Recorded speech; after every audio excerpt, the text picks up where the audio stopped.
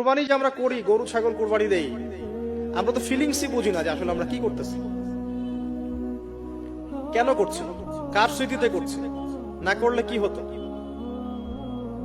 তো এটা নিয়ে তো এই যে একটু আগে এক ভাই বলে গেলেন যে এগুলো নিয়ে যে বিভিন্ন মহলে অনেক সমালোচনা, পশু কুরবানি অমানবিক, এই সেই, এগুলো তো চিন্তারই জায়গা নাই, এগুলো চিন্তার তো জায়গাই নাই আমাদের কাছে। কারণ এখানে সবচেয়ে বড় কথা ছিল নিজের জীবন কুরবানি করা, নিজের জীবনটা কুরবানি করা।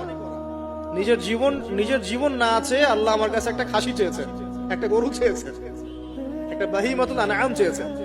এখানে তো আমার নিজের জীবনটাই দেওয়ার কথা ছিল, ওটা না নিয়ে আল্লাহ পাক বলেছেন যে বাহিমাতুল আনআম একটা দিলেই হবে। তোমার কাছে ওটার গোশতও চাই না, চামড়াও চাই না, কিছুই চাই না, তাকওয়াটুকু চাই।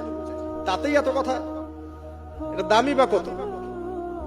10-15 হাজার, একটা গরুর 50,000, 60,000, 1 লাখ টাকা।